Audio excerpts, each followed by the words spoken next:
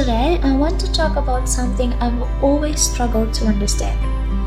When people say, I surrender everything to you, Lord, I know you have plans. We say we trust His plans, but let's be honest with ourselves.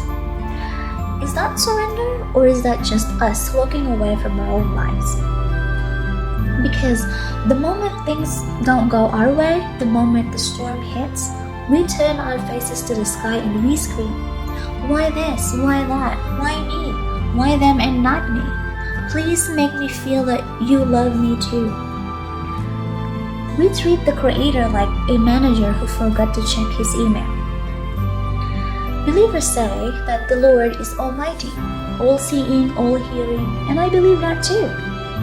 But here's something I think many people don't reflect on. If I were a creator, I would create something perfect. No flaws, no loopholes. So, if God is the almighty creator, what if He created us perfectly? Not to supervise us forever, but to be capable on our own. What if He doesn't need to constantly interfere because He already gave us everything we need? Let me explain it this way. If you're inside a room with 100 people talking at the same time, can you hear them all? Yes. But can you truly understand them all at once? No. You can only understand clearly when you focus.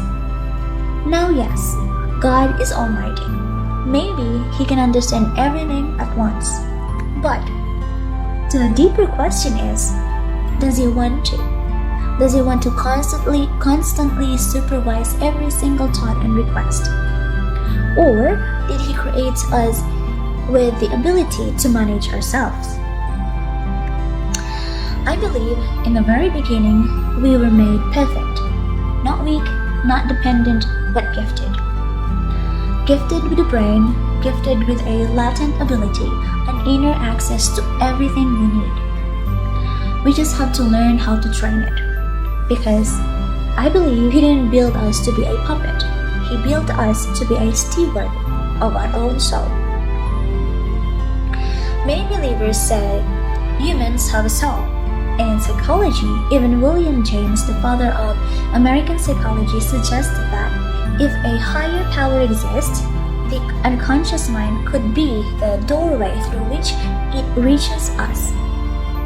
But I think it's not just a doorway. I think the soul and the unconscious mind are one and the same. And that is the most wonderful gift humanity received from God. Because through it, we connect to what the conscious mind cannot reach. In early societies, there were dreamers, seers, babaylans, oracles. They didn't just talk to God, they connected. And there's difference. Talking means you created an image, something you can visualize and have a conversation with. But remember the second commandment. Do not make an idol. The moment you create an image of God in your mind and claim that is Him, you may already be limiting Him. Because how can you create an image of something that is everything, anything, and more all at once? As humans, we want images, we want form, we want something that makes sense. But maybe God has no single image because He cannot be reduced to one. And if people see Him differently, maybe that's because we are all different. We connected differently. That's why dreams are powerful. We call them weird, but most of the time, they are signs. In ancient times, people trained themselves to interpret dreams. But now, we just ask Google. And here's what I believe. When you dream, your unconscious connects beyond the limits of your waking mind. When your soul is at peace, no stress, no hidden worry, your dreams are calm, exploratory, sometimes even joyful. We always dream, we just don't always remember them. You sleep peacefully not because life is perfect, but because your soul is not at war. And when you suddenly have a vivid dream, sometimes it's a reminder, sometimes it's a warning, sometimes it's your unconscious trying to speak louder. The stronger your mind is, the clearer the communication becomes. And that strength, that's something you train. We shouldn't bother proving who the real messenger of God was. This video is about reminding you that we all have the same gift. Messengers weren't chosen because they were favorites. They were strong, mentally, spiritually, in their time. We are all creations of the same source.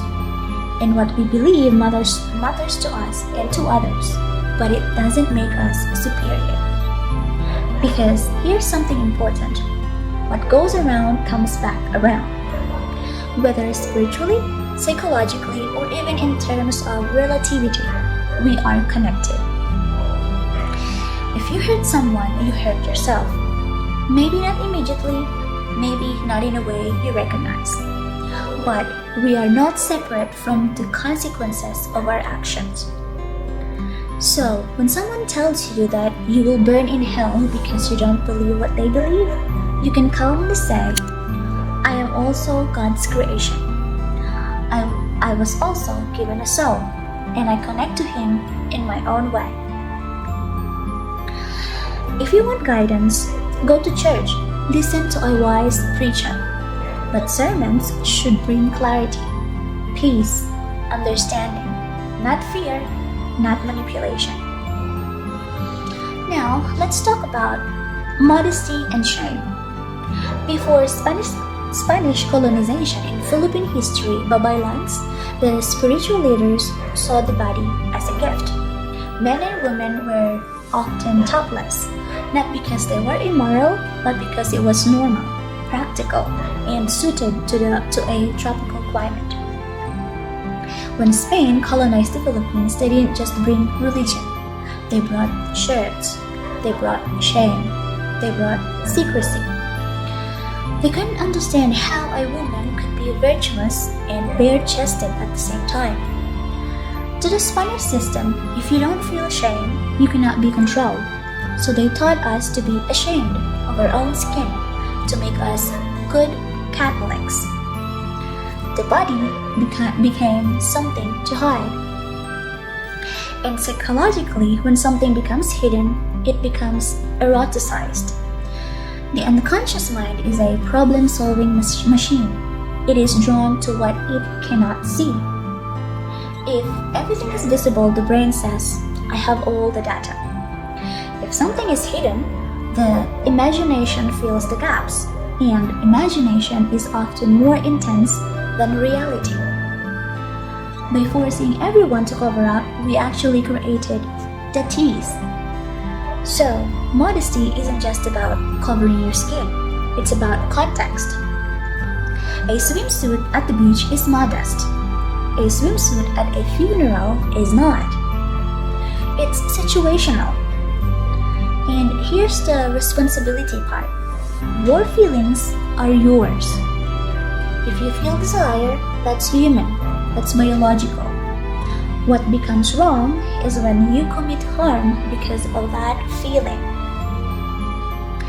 It is unfair to blame others for what you feel inside.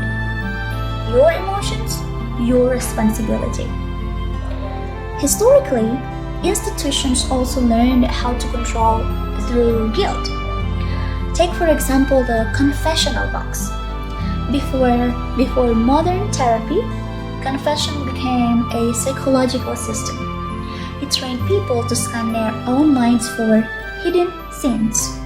It taught them that even thoughts needed punishment. Guilt became a leash.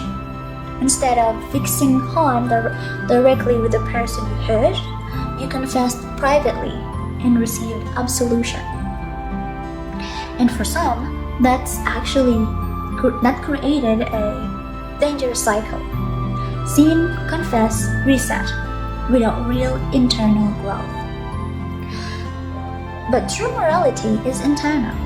It's balance.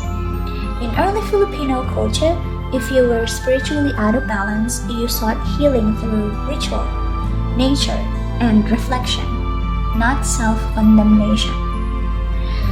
The moment your conscious mind starts judging your soul instead of listening to it, you create a barrier within yourself. So let me bring this back to the beginning. When you say, Lord, I surrender everything to you, ask yourself, did you surrender responsibility to? Or did you surrender fear while still using the gifts you were given? Because maybe God doesn't need to constantly rescue us.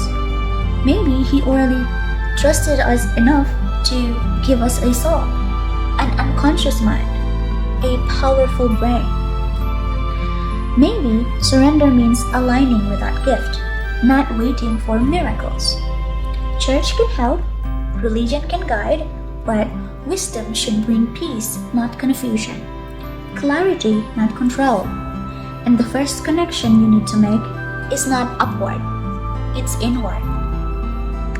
Because before you can truly connect to God, you must learn to connect to your own soul. And that gift, it was already given to you. Till next time.